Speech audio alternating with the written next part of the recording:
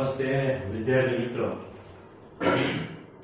આજના લેક્ચરની અંદર આપણે જે ટોપિક થિયરીનો અમુક પોર્શન બાકી છે એને આગળ વધવાના છીએ. આજનો જે આપણો ટોપિક છે એ મેગ્નેટાઇઝેશન અને મેગ્નેટિક તીવ્રતા. મેગ્નેટાઇઝેશન છે એને મિત્રો કેપિટલ M વડે દર્શાવવામાં આવે છે, મેગ્નેટિક તીવ્રતાને H વડે. આ બે શું છે એ આપણે સમજીએ. વિદ્યાર્થી મિત્રો, મેગ્નેટાઇઝેશન એટલે સોલેનોઇડ છે એનો ઉપયોગ ચુંબક બનાવવા માટે થતો હોય છે. સોલેનોઇડ છે એના અંદરના વિસ્તારમાં ઉદ્ભવતું ચુંબકીય ક્ષેત્ર આપણે જાણીએ છીએ કે B બરાબર μ0 Ni જેટલું હોય છે અને બધી જગ્યાએ એકસરખું હોય છે. જે પદાર્થ ચુંબક બની શકે એવો પદાર્થને ચુંબકીય દ્રવ્ય કહેવાય, જે ચુંબકત્વ ધારણ કરી શકે. તો આ સોલેનોઇડના અંદરના વિસ્તારમાં આ પદાર્થને મૂકવામાં આવે દ્રવ્યને. હવે સામાન્ય સ્થિતિની અંદર કોઈ પણ પદાર્થ, દાખલા તરીકે તમને એક બેસ્ટ એક્ઝામ્પલ આપું કે જે ઘરે પણ તમે એ એક્સપેરિમેન્ટ કરી શકો. લોખંડની ખીલી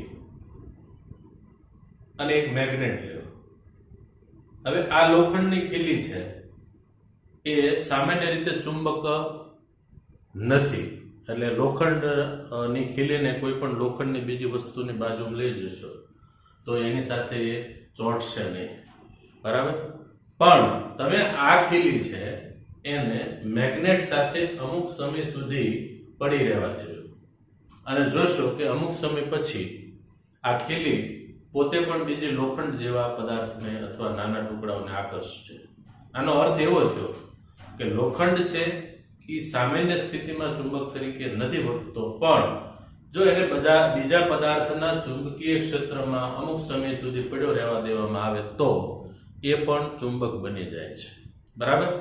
તો મેગ્નેટ બનાવવા માટે ગજિયો ચુંબક છે બનાવવું હોય તો સોલેનોઇડની અંદર મૂકી અને પ્રવાહ પસાર કરવામાં આવે છે. હવે જે ટુકડો છે લોખંડનો જેને આપણે મેગ્નેટ બનાવવો છે, તો એ ટુકડાની અંદર અણુ પરમાણુ હશે જેની અંદર ઇલેક્ટ્રોન હોવાના, અને આગળ આપણે જોઈએ કે ઇલેક્ટ્રોન છે એક પરિભ્રમણ પૂર્ણ કરે એટલે કંઈક મેગ્નેટિક મોમેન્ટ છે એ ઉત્પન્ન કરે છે.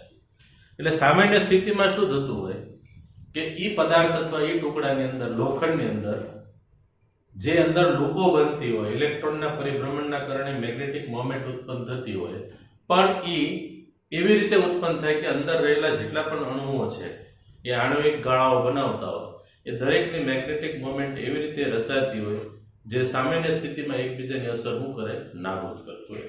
દાખલા તરીકે આપણી પાસે કોઈ ટુકડો હોય જેની અંદર અસંખ્ય અણુ પરમાણુ હોવાના છે, તો એ અણુ પરમાણુ છે એ ઇલેક્ટ્રોન થી ભ્રમણ કરી અને લૂપ બનાવે. એ લૂપની મેગ્નેટિક મોમેન્ટ છે એ દાખલા તરીકે આ કોઈ ઇલેક્ટ્રોન છે એ બતાવું છું, તો બીજો ઇલેક્ટ્રોન હશે એની મેગ્નેટિક મોમેન્ટ આનાથી વિરુદ્ધ હશે. વળી કોઈ ઇલેક્ટ્રોન હશે એની મેગ્નેટિક મોમેન્ટ આમ હશે, તો બીજો કોઈ ઇલેક્ટ્રોન હશે એની આમ હશે. એટલે તમે જોઈ શકો છો આ બેની દિશા પરસ્પર વિરુદ્ધ છે, આ બેની દિશા પરસ્પર વિરુદ્ધ છે. મેગ્નેટિક મોમેન્ટ એ સદિશ રાશિ છે એટલે એકબીજાની અસર શું કરે, નાબૂદ કરે. તો સામાન્ય સ્થિતિમાં આનું મેગ્નેટાઇઝેશન 0 કહેવાય. આ પદાર્થ ચુંબક તરીકે વર્તતો નથી, બરાબર. તો આટલું ભણી ગયા છીએ ભાઈ, પરમાણુની અંદર પરિભ્રમણ કરતા ઇલેક્ટ્રોન છે એ ચુંબકીય ચાકમાત્રા છે એ મેગ્નેટિક મોમેન્ટ ઉત્પન્ન કરે છે, બરાબર. અને કેટલી ઉત્પન્ન કરે એ તમને પણ ખ્યાલ છે, 1/2 EVR જેટલી. ઇલેક્ટ્રોન એક પરિભ્રમણ પૂર્ણ કરે એટલે એક લૂપ ગાળો પ્રવાહધારિત થયો જેની મેગ્નેટિક મોમેન્ટ આટલી હોય છે. હવે દ્રવ્યના જથ્થામાં આ બધી જ ચુંબકીય ચાકમાત્રાઓ સદિશ રીતે ઉમેરાતી હોય એટલે આ બેનો સદિશ સરવાળો કરો તો એકબીજાની અસર શું કરી નાખે, નાબૂદ કરી નાખે. આને માની લો પોઝિટિવ ગણો તો આ નેગેટિવ થશે, બરાબર. આ બધી ચાકમાત્રાઓ સદિશ રીતે ઉમેરાય છે અને આપણને પરિણામી ચોખ્ખી અશૂન્ય એવી ચુંબકીય ચાકમાત્રાઓ મળે છે. હવે ઉમેરા એટલે એવું બને કે મિત્રો ઈ પદાર્થની અંદર જો તમે એને બાહ્ય ચુંબકીય ક્ષેત્રમાં આ પદાર્થને મૂકી દો, દાખલા તરીકે આ કોઈ બાહ્ય ચુંબકીય ક્ષેત્ર છે, હવે એમાં હું એ પદાર્થને મૂકી દઉં છું,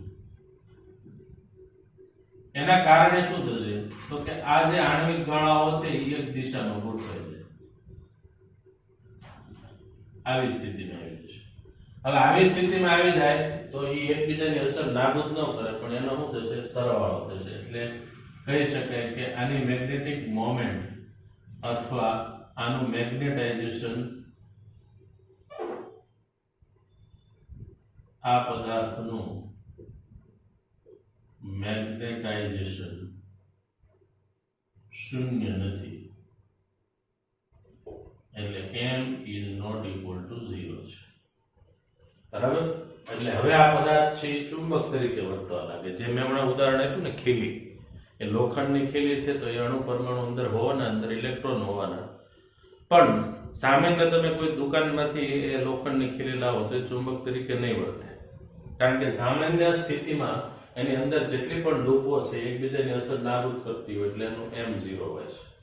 હવે જો એ ખીલીને તમે મેગ્નેટ ની સાથે રહેવા દો, ચુંબકની બાજુમાં પડી રહેવા દો, એટલે શું થશે, તમે એને ચુંબકીય ક્ષેત્રમાં મૂકો, આ ક્ષેત્રના કારણે આ લૂપો છે, આ નાની નાની ડાયપોલ કહેવાય, જે એક ડાયરેક્શનમાં ગોઠવાય। તમે એવું પણ વિચારી શકો કે ભાઈ આ જે નાની લૂપ છે, બરાબર, એ પ્રવાહ ધારિત નાનો રિંગ ગણી લઈએ, બરાબર, તો એ લૂપની અંદરથી આણ્વિક ગાળાઓ પ્રવાહ પસાર થાય છે, એટલે આ જે છે એ ગાળાઓ n અને s આવું ગણી શકે।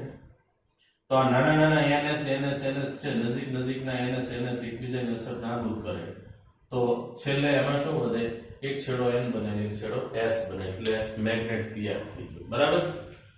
તો આ રીતે કોઈ પદાર્થ છે એને ચુંબક બનાવવાની જે પ્રક્રિયા છે એને મેગ્નેટાઇઝેશન કહેવાય, એ પદાર્થને તમે ચુંબકત્વ પ્રાપ્ત કરાયું કહેવાય, બરાબર। પદાર્થ ચુંબકત્વ ધારણ કરેલું નહોતું, પણ તમે એને બાહ્ય ક્ષેત્ર લાગુ પાડ્યું, જેના કારણે એ પદાર્થની અંદર રહેલા આણ્વિક ગાળાઓ છે એક દિશામાં ગોઠવાઈ ગયા, એટલે કુલ મેગ્નેટિક મોમેન્ટ સામાન્ય સ્થિતિમાં જે 0 હતી એ હવે 0 નથી મળતી, મતલબ પદાર્થે કંઈક ચુંબકત્વ પ્રાપ્ત કર્યું, પદાર્થ છે એનું મેગ્નેટાઇઝેશન થયું। આ રીતે ચુંબકીય દ્રવ્ય છે એને મેગ્નેટાઇઝ કરવામાં આવતું હોય છે, એમાં સોલેનોઇડ નો ઉપયોગ થતો હોય છે, બરાબર।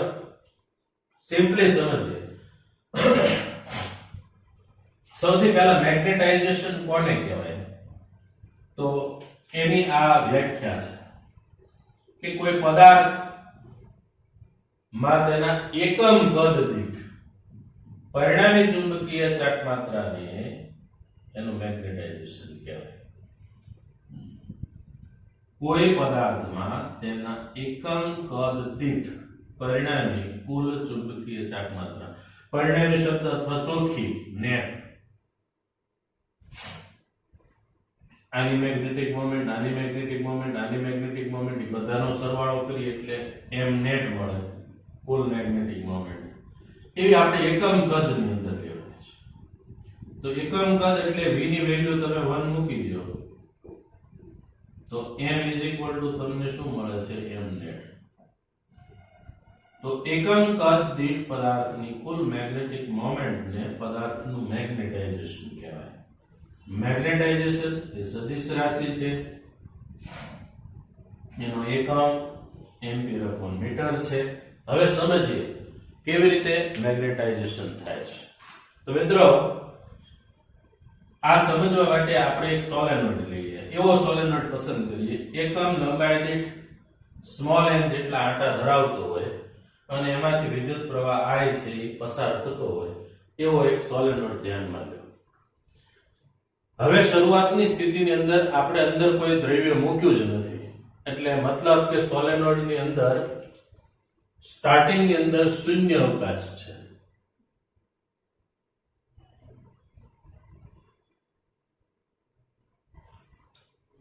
અંદર કોઈ ચુંબકીય દ્રવ્ય હાજર નથી, એટલે હેડિંગ માં આવું લખ્યું છે ચુંબકીય દ્રવ્યની ગેરહાજરી।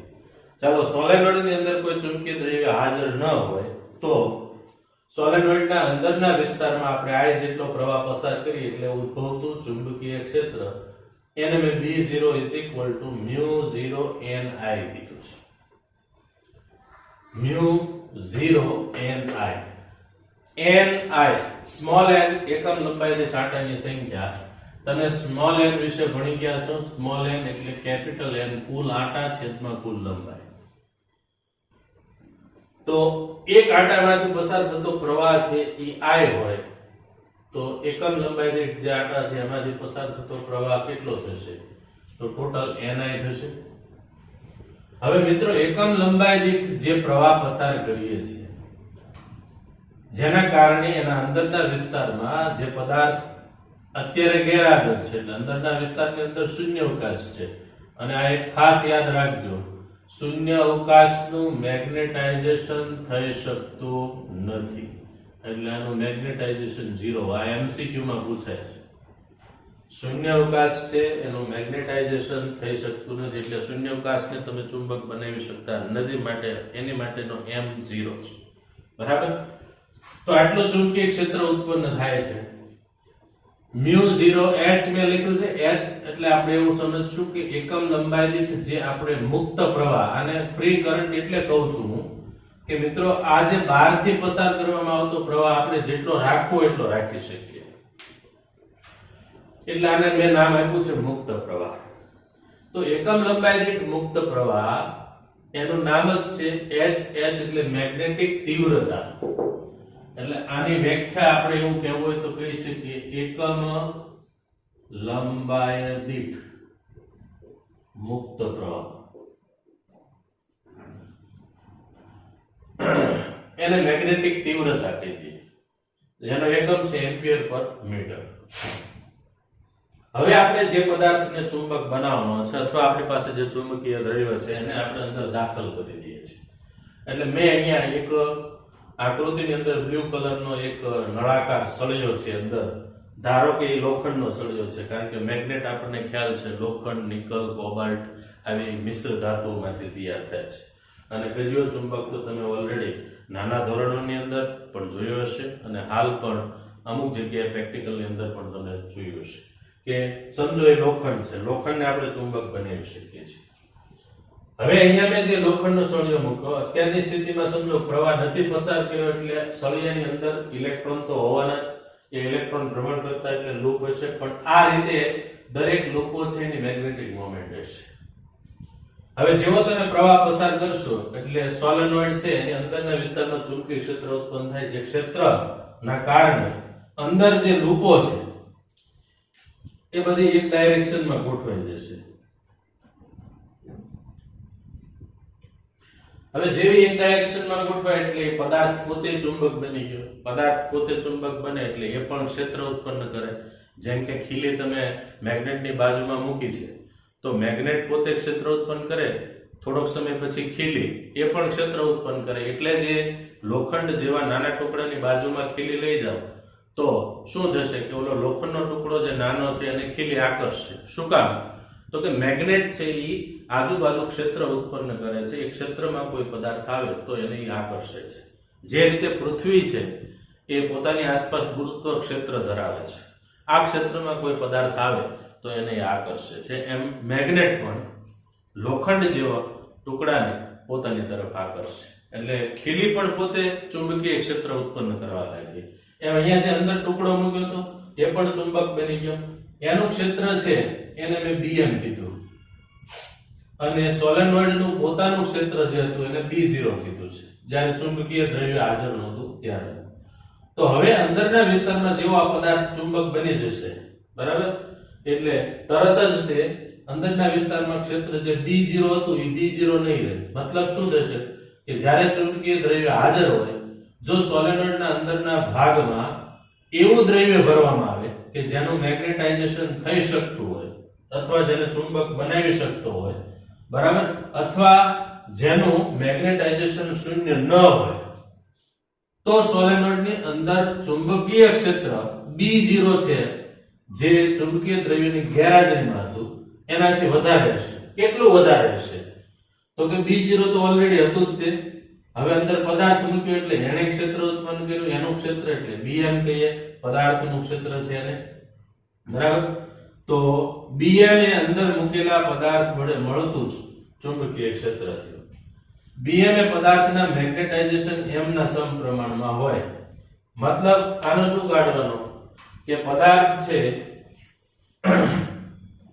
એ જેટલો મેગ્નેટાઇઝ થશે, બરાબર, એના સમપ્રમાણમાં એમ હશે. મતલબ અંદર રહેલી ડાયપોલ જેટલી ગોઠવાય ક્ષેત્રના સમાંતર એટલું મેગ્નેટાઇઝેશન વધવાનું. એટલે ક્ષેત્ર ક્યારે વધે તો જેટલી ડાયપોલ ક્ષેત્રના સમાંતર ગોઠવાય જાય. તો bm μ0m મેં લખી દીધું છે.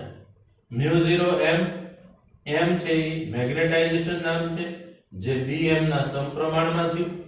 હવે આ જે સમીકરણ આપણું એક છે કે જેમાં સોલેનોઇડ ની અંદર ચુંબકીય દ્રવ્ય હાજર નહોતું ત્યારનું ક્ષેત્ર પ્લસ દ્રવ્ય મૂક્યા પછીનું પદાર્થનું ઉદ્ભવેલું ક્ષેત્ર, બેનો સરવાળો એટલે કુલ ક્ષેત્ર. તો સમીકરણ 1 માં b0 અને bm ની કિંમત મૂકી દો તો μ0h μ0m એટલે અંદરના વિસ્તારમાં કુલ પદાર્થ મેગ્નેટાઇઝ થાય એટલે ઉદ્ભવતું ચુંબકીય ક્ષેત્ર એ μ0 કૌંસમાં h m જેટલું હોય. એમાં h છે અને મેગ્નેટિક તીવ્રતા કહેવાય, m અને મેગ્નેટાઇઝેશન કહેવામાં આવે છે, બરાબર. તો મિત્રો આ થિયરીની અંદર ઘણી વખત આને રિલેટેડ તમને એમસીક્યુ પૂછાઈ શકે. ખાસ કરીને ગુજકેટ લેવલે અમુક વખત જે એમસીક્યુ પૂછાયેલા છે એની તમને વાત કરું તો શૂન્ય અવકાશનું મેગ્નેટાઇઝેશન કેટલું હોય તો શૂન્ય અવકાશનું મેગ્નેટાઇઝેશન થઈ શકતું નથી, માટે m0 હોય. તો આ ટાઈપના ક્વેશ્ચનો જે પૂછાતા હોય છે. ઓકે, તો નોટ કરી લેશો.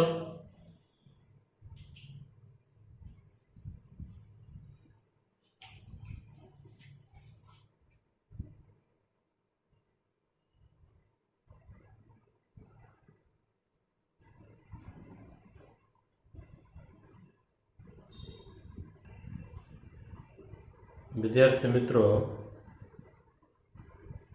હવે આપણે મેગ્નેટાઇઝેશન જે m કેપિટલ અને મેગ્નેટિક તીવ્રતા h, આમ તો h એ તમે સોલેનોઇડમાંથી જે પ્રવાહ પસાર કરો છો એની સાથે સંકળાયેલી ભૌતિક રાશિ, તમે એવું કહી શકો કે એકમ લંબાઈ દીઠ સોલેનોઇડમાંથી પસાર થતો મુક્ત પ્રવાહ જેને મેગ્નેટિક તીવ્રતા કહેવાય. એ બંને વચ્ચેનો સંબંધ. હવે આપણે જોયું કે જ્યારે કોઈ ચુંબકીય દ્રવ્ય હાજર હોય ત્યારે અંદરના વિસ્તારમાં ઉદ્ભવતું ચુંબકીય ક્ષેત્ર છે એટલું હોય છે, જેમાં h એ સોલેનોઇડમાંથી પસાર થતો પ્રવાહ અને m છે પદાર્થની અંદર ઉદ્ભવતું ચુંબકીય ક્ષેત્ર. મતલબ અંદર જે કુલ ક્ષેત્ર છે એમાં બેનો ફાળો છે. સોલેનોઇડમાંથી પસાર થતો પ્રવાહ જેના કારણે ચુંબકીય ક્ષેત્ર અંદર ઉદ્ભવે છે અને પદાર્થની અંદર જે ડાયપોલો છે નાની નાની, બરાબર, જે આણ્વિક ગાળાઓ છે અથવા ઇલેક્ટ્રોન ભ્રમણના કારણે જે લૂપ બને છે જેની એક ડાયરેક્શનમાં ગોઠવાય છે જેના કારણે ચુંબકીય ક્ષેત્ર ઉત્પન્ન થાય છે. એટલે પદાર્થની અંદર ઉદ્ભવતું ચુંબકીય ક્ષેત્ર એ કુલ ક્ષેત્ર બેના કારણે છે. જો બહારથી પસાર કરેલો પ્રવાહ h જેને આપણે એકમ લંબાઈ દીઠ મુક્ત પ્રવાહ કહીએ અથવા મેગ્નેટિક તીવ્રતા એ બહુ પ્રબળ ન હોય, નાના ક્રમનો પ્રવાહ હશે તો m અને h બંને એકબીજાના સમપ્રમાણમાં હોય છે. m ચલાય છે h, m બરાબર ચલનની નિશાની દૂર કરી એટલે કાયમ ઇન્ટુ h થયું. હવે કાયમ છે એ પરિમાણ રહિત છે. કેવી રીતે પરિમાણ રહિત છે એ પણ તમને જાણ કરી દો મિત્રો. તો આ જે આપણું ઇક્વેશન છે, ઇક્વેશનની અંદર કાયમને કરતા બનાવી તો m upon h થાય. હવે m નો એકમ ને h નો એકમ બે સરખો છે, બરાબર. તો ઘણી વખત આને એકમ લંબાઈ દીઠ બદ્ધ પ્રવાહ ને એકમ લંબાઈ દીઠ મુક્ત પ્રવાહ, બરાબર, એવું પણ કહેવામાં આવે છે, બરાબર. એટલે આને સ્મોલ ib અને આને સ્મોલ i. કાયમ એ પરિમાણ રહિત છે, એને કોઈ પણ પ્રકારનો એકમ નથી, કોઈ પરિમાણ નથી. એનું પારિમાણિક સૂત્ર તમને પૂછે તો m0 l0 t0 થાય છે. એને ચુંબકીય દ્રવ્યની મેગ્નેટિક સસેપ્ટિબિલિટી કહેવામાં આવે છે. કાયમ પરથી જે ચુંબકીય દ્રવ્ય જે ચુંબકત્વ ધારણ કરી શકે એવા દ્રવ્યો છે એની માહિતી આપણને બાહ્ય ચુંબકીય ક્ષેત્રમાં આ દ્રવ્યો છે કેવા પ્રકારની વર્તણૂક કરશે એ કાયમ ઉપરથી આપણને ખ્યાલ આવે છે. એટલે કાયમ પરથી ચુંબકીય દ્રવ્ય બાહ્ય ચુંબકીય ક્ષેત્રમાં કેવા પ્રકારની વર્તણૂક ધરાવે છે, આકર્ષણ, અપાકર્ષણ, બરાબર. તો એ બધી માહિતી કાયમ ઉપરથી મળશે. જેમ કે જો કાયમનું મૂલ્ય છે નાનું હોય, બરાબર, નાનું એટલે કાયમ છે એ 0 કરતા મોટો અને 1 કરતા નાનો હોય. બીજું, કાયમનું મૂલ્ય છે એ ધન હોય, તો એ જે દ્રવ્ય છે એ પેરામેગ્નેટિક પદાર્થ છે. 3 દ્રવ્યો આપણે ટોટલ ભણવાના છીએ: પેરામેગ્નેટિક, ડાયામેગ્નેટિક અને ફેરોમેગ્નેટિક. જો કાયમનું મૂલ્ય છે એ નાનું હોય અને ઋણ હોય, મીન્સ કે નાનું એટલે આપણે અહીંયા એવું સમજવાનું છે કે કાયમ છે એ 0 કરતા નાનો હોય અને -1 કરતા મોટો હોય, તો એ જે પદાર્થ છે ડાયામેગ્નેટિક છે. મિત્રો આ એમસીક્યુ માટે યાદ રાખજો ખાસ કે પેરામેગ્નેટિક પદાર્થ છે એ આકર્ષણનો ગુણધર્મ ધરાવે છે અને ડાયામેગ્નેટિક પદાર્થ છે અપાકર્ષણનો ગુણધર્મ ધરાવે છે. એટલે પેરામેગ્નેટિક પદાર્થ ને તમે બાહ્ય ક્ષેત્રમાં મૂકો તો એ આકર્ષણ અનુભવે અને આ અપાકર્ષણ અનુભવે. પેરામેગ્નેટિક પદાર્થનો કાયમ ધન હોય, આનું કાયમ ઋણ હોય, આની કાયમની વેલ્યુ 0 અને 1 ની વચ્ચે છે, આની કાયમ વેલ્યુ -1 અને 0 ની વચ્ચે છે. એમસીક્યુ માટે ખાસ નોટ કરી લેજો. આ જે સેક્શન છે આ કોઈ એમસીક્યુ માટે છે, અગત્યની વસ્તુ. હવે આપણે આ જે રિલેશન છે એને સમીકરણમાં મૂકી દઈએ. તો b બરાબર μ0 કૌંસમાં h પ્લસ m છે, એમાં m ની વેલ્યુ મૂકી દઈએ તો m ની જગ્યાએ કાયમ ઇન્ટુ h મૂકતા h કોમન લઈ લો એટલે આ ઇક્વેશન આપણને આખું મળ્યું, જે ઇક્વેશન નંબર 1 થયું. હવે યાદ રાખજો મિત્રો, જ્યારે કોઈ પદાર્થ ચુંબકીય દ્રવ્ય છે એ સોલેનોઇડની અંદર હાજર હોય તો એ વખતે આપણે μ0 નથી લઈ શકતા. સોલેનોઇડ હોય કે ટોરોઇડ હોય એની અંદર ચુંબકીય દ્રવ્યની હાજરી હોય ત્યારે આપણે જે પદાર્થ ભરેલો હોય ચુંબકીય દ્રવ્ય એની પરમિએબિલિટી લેવી પડે, બરાબર. એટલે જ્યારે ચુંબકીય દ્રવ્યની હાજરી હોય ત્યારે b બરાબર μ0 h ની જગ્યાએ તમારે આ લેવાનું છે, b બરાબર μh, જ્યાં μ છે એ ચુંબકીય દ્રવ્યની પરમિએબિલિટી.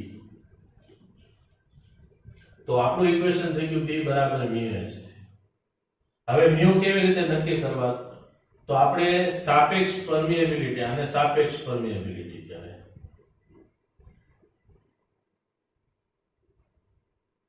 જે રીતે તમે પહેલા ચેપ્ટરની અંદર epsilon by epsilon 0 is equal to epsilon r એ પરમિટિવિટી ભણી ગયા, એમાં અહીંયા પરમિએબિલિટી છે. તો μ બાય μ0 પદાર્થની પરમિએબિલિટી છે, શૂન્યાવકાશની પરમિએબિલિટી ઇક્વલ ટુ સાપેક્ષ પરમિએબિલિટી. μ મેળવવો હોય તો μ0 ને પહેલી બાજુ લઈ જઈએ, પછી ઇક્વેશનમાં તમે મૂકી દો તો b બરાબર μ0 into μr into h. Equation 1 2 ને કમ્પેર કરો તો સમીકરણ 1 અને 2 ને સરખાવો એટલે μr સાપેક્ષ પરમિએબિલિટી બરાબર કાયમ પ્લસ 1 મેળવો.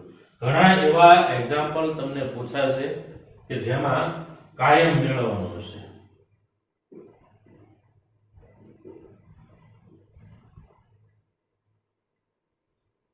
અને આ તમારો કાયમ છે એ ધન મળે તો એ પેરામેગ્નેટિક પદાર્થ છે, અને કાયમની વેલ્યુ છે એ ઋણ મળે તો એ ડાયામેગ્નેટિક પદાર્થ છે. બીજું તમારે એ પણ ચેક કરવાનું છે કે પેરામેગ્નેટિક પદાર્થ હશે તો એની કાયમની વેલ્યુ છે એ 1 અને 0 ની વચ્ચે હશે, અને આની -1 અને 0 ની વચ્ચે હશે ડાયામેગ્નેટિક પદાર્થ. એટલે અહીંથી કાયમ આપણે શોધી શકીએ. જો તમને સાપેક્ષ પરમિએબિલિટી સાપેક્ષ નો આપેલી હોય તો તમને ખ્યાલ છે μ by μ0 is equal two μr છે ને, તો μ બાય μ0 પરથી આપણે μr મેળવી શકીએ, બરાબર.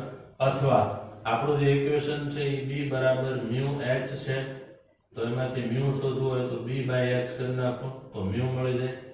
μ માંથી આના પરથી આ પ્રમાણે આપણે μr મેળવી શકીએ અને કાયમ મેળવી શકીએ. તો આ બધું એમસીક્યુ માટે કામના બધા જ સૂત્રો છે, કોઈ થિયરીની દ્રષ્ટિએ પૂછાય એવું ટોપિક નથી. એટલે એમસીક્યુ માટે ખાસ યાદ રાખજો. અને એક સેન્ટેન્સ ખાસ તમારે યાદ રાખવાનું કે જ્યારે ચુંબકીય દ્રવ્ય છે સોલેનોઇડ કે ટોરોઇડની અંદર હાજર હોય ત્યારે આપણે એના જેટલા પણ ઇક્વેશન છે બધાની અંદર મ્યુ ઝેરોની જગ્યાએ મ્યુ લેવાનું છે. ઓકે, ફરી પાછા આપણે નેક્સ્ટ લેક્ચરની અંદર નેક્સ્ટ ટાઈમ મળશું.